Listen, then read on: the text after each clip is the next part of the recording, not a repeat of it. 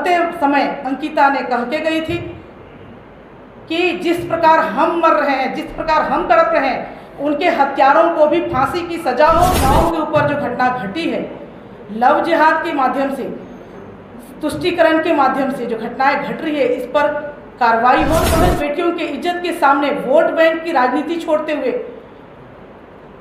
वो high court move करे और इन हत्यारों को फांसी की सजा हो। सभी को नमस्कार, जोहार।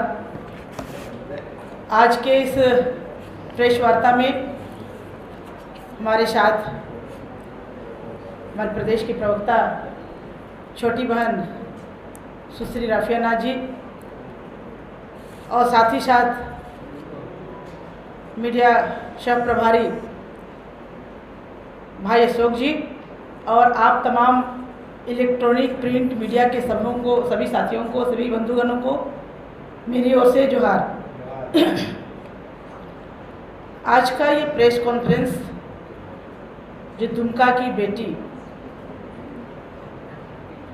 अंकिता जो 2022 की घटना है, कल कोर्ट के द्वारा जो उनको जो जिंदा जलाया और जला के जो मतलब उनकी हत्या की, वैसे आरोपियों को कल कोर्ट ने सज़ा दिया और वो सज़ा उम्र कैद की सज़ा दी। इस सज़ा का हम सभी स्वागत करते हैं। जो सज़ा दिया गया फास्ट ट्रैक कोर्ट के माध्यम से, उसका हम स्वागत करते हैं।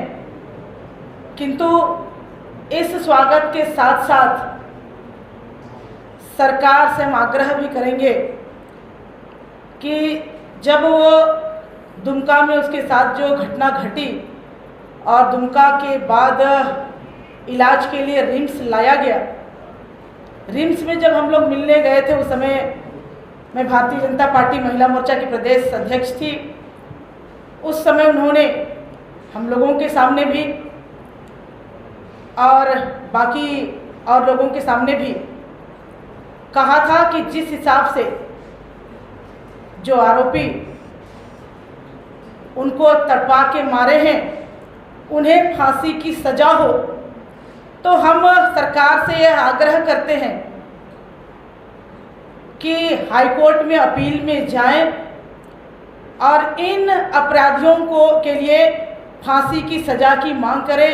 ये फांसी की सज़ा के लिए आगे प्रोसीड करें, ये हम उसके आग्रह करते हैं। हम इस फैसले का स्वागत तो करते हैं, लेकिन स्वागत के पीछे जो भयावह मंजर रहा है, उस पर ज़रूर हम कहना चाहेंगे। जब ये घटना घटी और जब दुमका में घटना घटी, घटना की जानकारी मिली, जानकारी के बाद उसे रिम्स रेफर किया गया, लेकिन उस समय जो सरकार थी, उन्हें एक एम्बुलेंस तक नहीं मिला कि वहाँ से हम रिम्स पहुँचाए। विलम्ब से सही रिम्स तो पहुँची, लेकिन रिम्स में उसने दम तोड़ दिया और दम तोड़ने के कारण बाद जब ये घटना, उस समय हम सारे लोगों ने आंदोलन किया, भारतीय जनता पार्टी ने आंदोलन किया, महिलाओं ने भी आंदोलन किया और हमारे भारतीय जनता पार्टी दुमका जिला की जिलाध्यक्ष और उसके साथ और बहनों पर इस घटना के आंदोलन के कारण एफआईआर तक दर्ज हुआ। इस घटना के पीछे जब आंदोलन हुआ, जब बातें उठी, तो यहाँ इस मामले को दबाने का भी षड्यंत्र हुआ। उस समय के तत्कालीन डीएसपी नूर मुस्तफ़ा ने इस बहन के उम्र को बालिग जो आरोपी शाहरुख जो है, उस शाहरुख को नाबालिग बनाने में लगातार लगे रहे और उसको नाबालिग करके ये षड्यंत्र जो हमें दिखाई देता है, तो ये लग रहा था कि ये कहीं ना कहीं इनकी एक षड्यंत्र है कि हम कैसे इन आरोपियों को बचाने का ही एक षड्यंत्र था।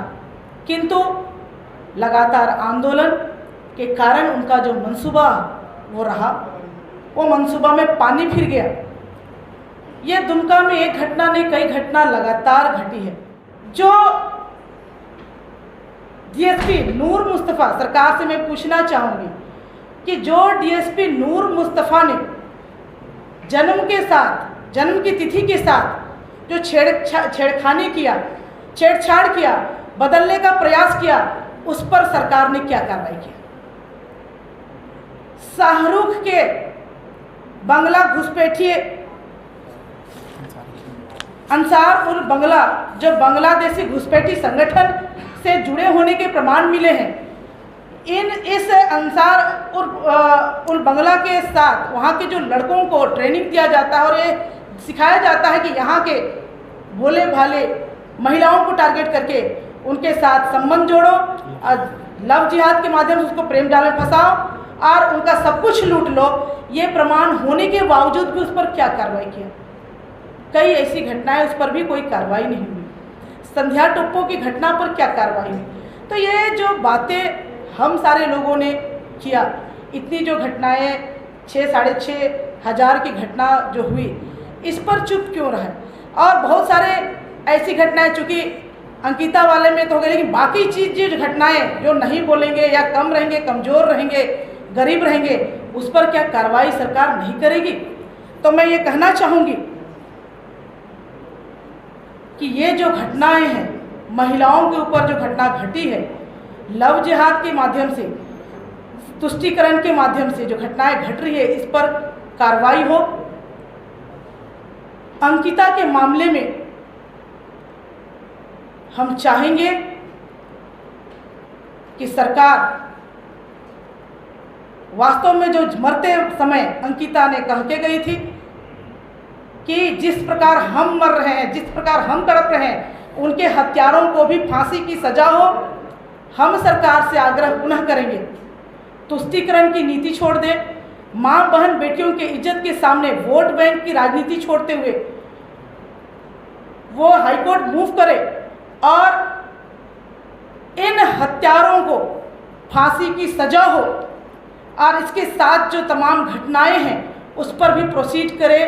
और लोगों को जो इतने खुलेआम घूम रहे हैं, लोगों को हिम्मत हो गई है। आप यहाँ पर सुखदेव नगर की घटना भी देख लीजिए, जिसमें कि घर में घुस के एक नाबालिग की हत्या हो गई। कलकांके की घटना देखिए, भीड़ ने एक महिला को बांधकर पीटने की घटना। तमाम बातों पर त्वरित कार्रवाई करते हुए लोगों को घटना पर कार्रवाई करें और जो दोषी है, दोषी पर को सजा मिले, ताकि लोगों पर भरोसा है।